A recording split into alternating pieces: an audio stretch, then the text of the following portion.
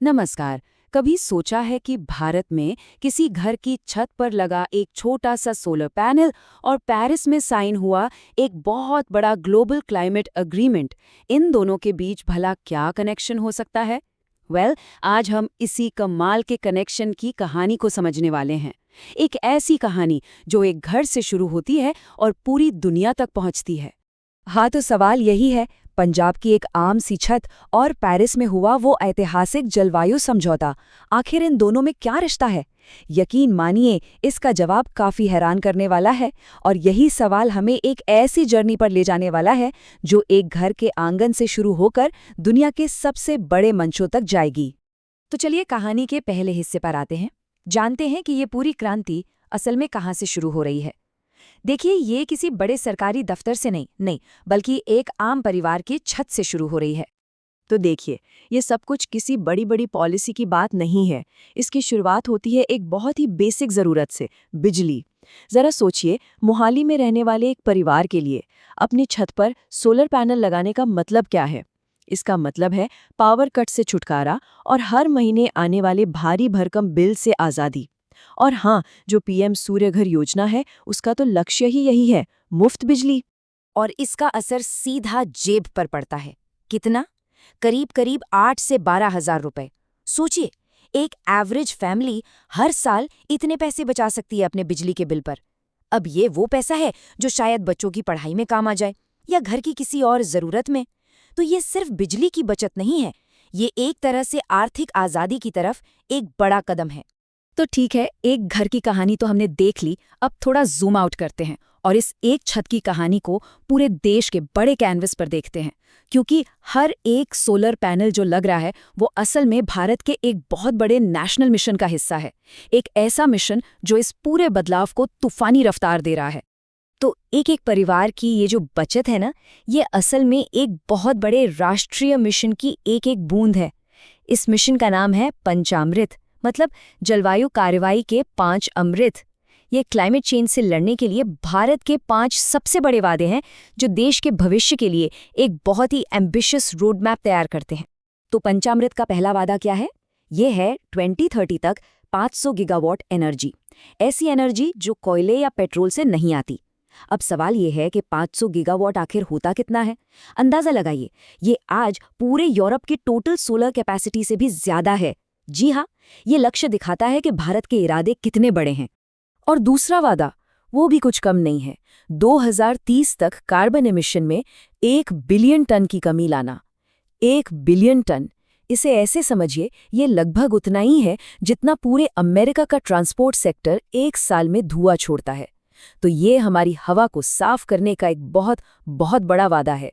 और सबसे मज़ेदार बात पता है क्या है? भारत सिर्फ वादे करके रुक नहीं रहा है, वो अपने टारगेट्स को और भी बड़ा बना रहा है।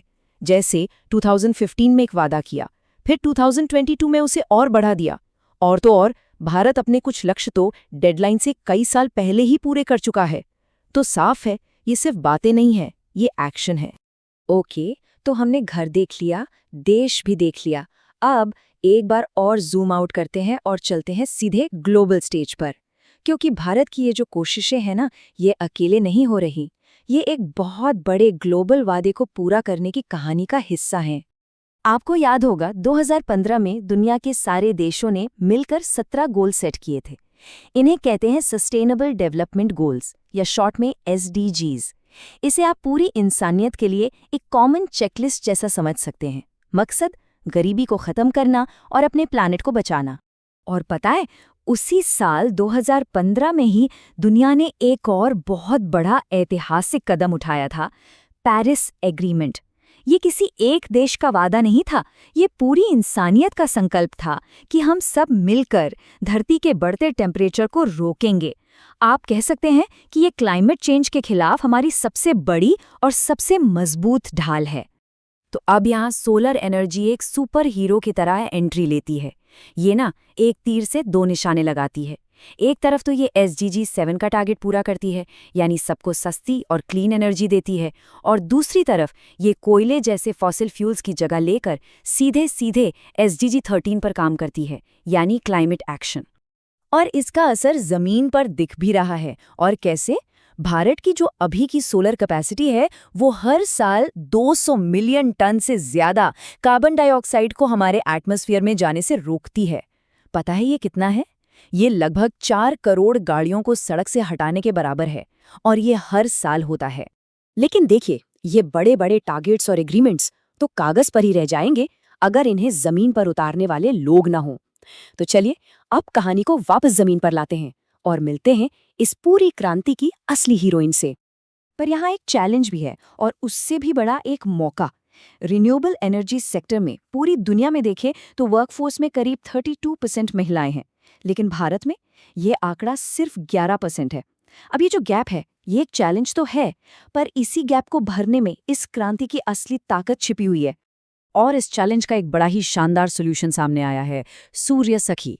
नाम कितना अच्छा है, सूर्य की मित्र। ये सिर्फ कोई वर्कर नहीं है, ये गांव की वो महिलाएं हैं जिन्हें प्रॉपर ट्रेनिंग देकर लोकल सोलर एनर्जी एक्सपर्ट और एंटरप्रेन्योर बनाया जाता है। असल में यही तो चेंज मेकर्स हैं। तो एक सूर्य सखी का मिशन क्या है? सिर्फ सोलर पैनल लगाना? नहीं, उससे कहीं ज्यादा। वो परिवारों को सरकारी स्कीम से जोड़ने के लिए एक ब्रिज का काम करती हैं। वो टेक्निकल स्किल्स सीखे अपना खुद का बिजनेस चलाती हैं और फाइनेंशियली इंडिपेंडेंट बनती हैं। तो वो सिर्फ एनर्जी यूजर नहीं है, बल्कि अपनी पूरी कम्युनिटी के लिए एनर्जी लीडर बन रही हैं। तो चलिए अब आखिर में इन सारे डॉट्स को कनेक्ट करते हैं, समझते हैं कि कैसे एक छोटी सी पर्सनल एक्शन का इतना बड़ा ग्लोबल इम्पैक्ट होता है। तो ये जो सोलर एनर्जी है ना, ये वो सुनहरा धागा है जो इन सब चीज़ों को एक साथ पिरोता है। ये एक घर को देश की एनर्जी सिक्योरिटी से जोड़ता है, ये एक गांव को ग्लोबल क्लाइमेट जस्टिस से जोड़ता है, ये लोकल जॉब्स को दुनिया भर के कमिटमेंट से जोड़ता है, और सबसे ज़रूरी, ये महिला सशक्तिकरण को एक क्लीन और ग्रीन भविष्य से जोड़ता है। तो याद रखने वाली बात ये है कि सोलर एक छत को पेरिस एग्रीमेंट से जोड़ता है और हर सपने को एक ठंडे और हरे भरे प्लैनेट की उम्मीद से। तो अगली बार जब सूरज की तरफ देखें तो ये जरूर सोचिएगा कि ये सिर्फ रोशनी नहीं है, ये एक क्रांति है, और उस क्रांति का एक हिस्सा किसी की भी छत पर हो सकता है।